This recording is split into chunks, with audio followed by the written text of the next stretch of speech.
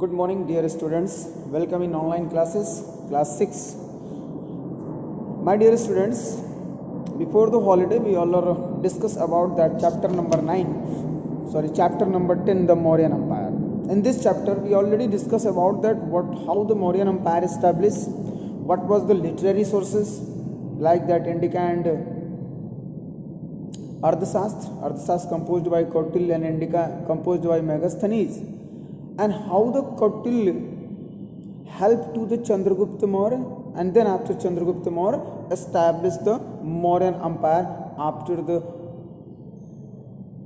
killed the ruler of Dhananand in Magad.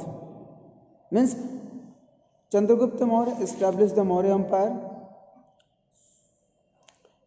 and then after we all also discuss about that what was the role of Chanakya or Kautilya for the establishment of the Mauryan Empire in the Mauryan history.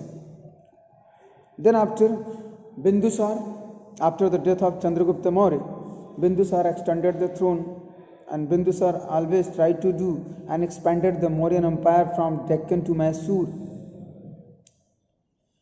After the death of Bindusar, his son Ashoka the Great extended the throne. After the defeating his brother, Ashoka extended the throne in 272 BC, and Ashoka wanted to gain the Kaling, so he attacked on the Kaling, and this is known as the Kaling War. But after the Kaling War, the total life of Ashoka will be changed, means the turning point in the life of Ashoka after the Kaling War. So dear students, what was the reason and what was the Ashoka Dhamma after the Kaling War? Why Ashoka accepted the Buddhism? Today we all are discuss. After the Kaling War continue last 30 days, after the Kaling War, Ashoka wandered from one place to another place, and he realized no one, any persons, those he can share their views and he can discuss on any matter. Means each and everyone, and maximum thousands upon the soldiers and many women and so many other persons are killed into the Kaling War. Ashoka finally decided to left the policy of Digvijay and adopted the policy of Dharma Vijay. After the Kaling War, Ashoka left the policy of Digvijay, accepted the policy of Dharma Vijay, and then continue he followed the Buddhism with his Guru Upagupta. He moving from Buddhist places and finally starting the some basic principle and certain principle of Buddhism. This is called that Ashoka Dhamma. Ashoka Dhamma contained the principle of all faiths. According to Ashoka Dhamma, people should be friendly towards one another. हम सभी को आपस में भाईचारा के भाव से रहना चाहिए. ये अशोका धम्मा में ऐसा अशोक का मानना था कलिंग वॉर के बाद. People should be friendly relations among to each other. Children should respect their elders, and elders should treat younger people with sympathy and understanding. Then after, people should practice ahimsa, always follow the non-violence, never follow the violence, always follow the ahimsa. According to Ashoka, people should lead truthful and honest life. People should be tolerant so that people of different view can live together in peace.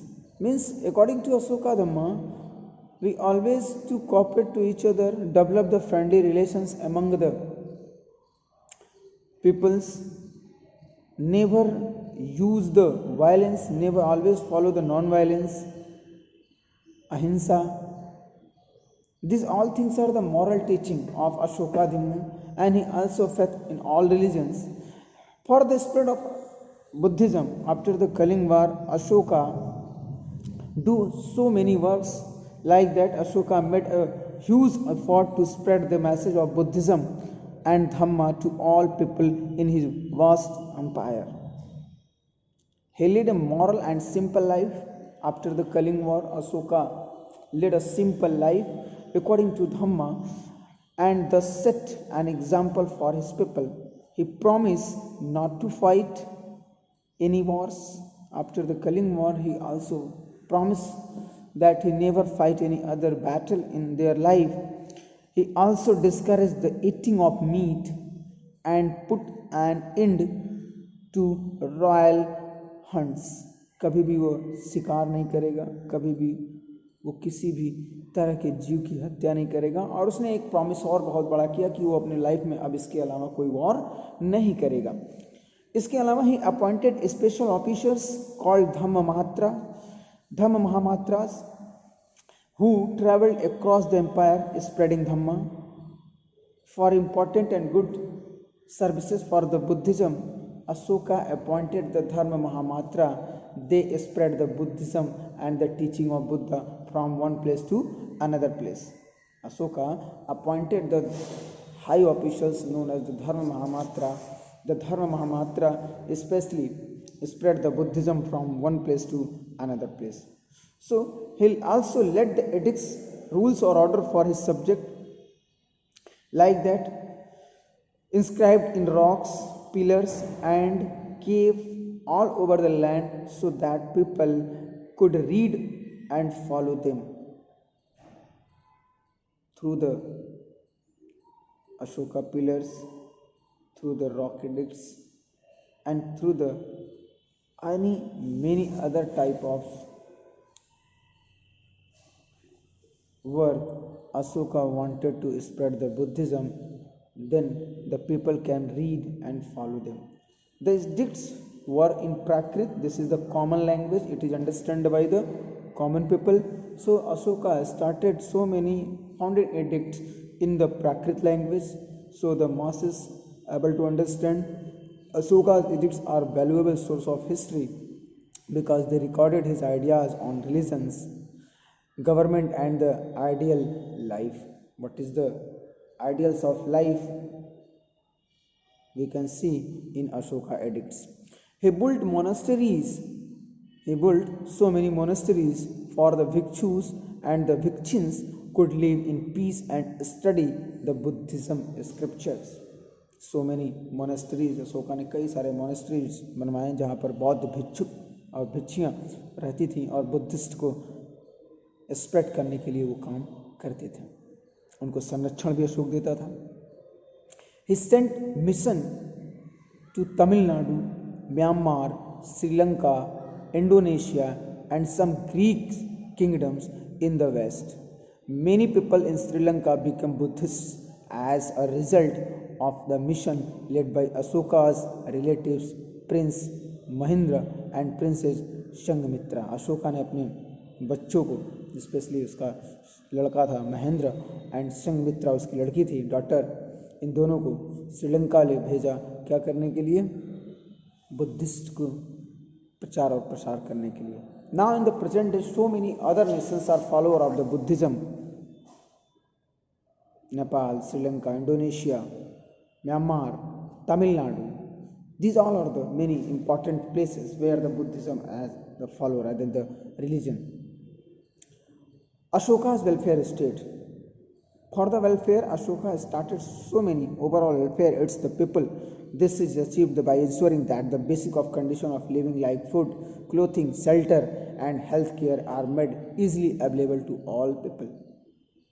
From his edicts, we come to know that Ashoka treated his subject like his own children. Yes, treated his subject like his own children. Ashoka built roads that linked towns so that people could travel easily. He planted shady trees along the roads. He built rest houses and dug wells for travelers to use. He donated generously to the poor and opened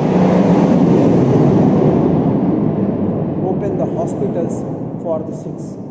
He do so many welfare work for the social welfare for the common people after the Kalinga War. So after the death of Ashoka, no one any capable ruler, those who can continue ruled on the Mauryan Empire, Mauryan administrations, and the Mauryan capital Patliputra. Great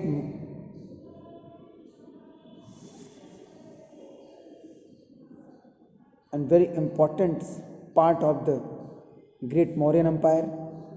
Megasthenes, the Greek ambassador in the court of Chandragupta Maurya, has described Patliputra in detail, the shape of parallelogram 12.5 km long east to west and 2.5 km wide as it lay that the east to west and 2.4 km wide. So this the confluence of the Ganga, Son and Gandak river. The city was prone to frequent flooding. So the Patliputra also very important place into the as a capital in the great Mauryan Empire. So dear students, tomorrow we again discuss about that what was the reason and how the what was the reason for the decline of the Mauryan Empire and Mauryan economy. Thank you.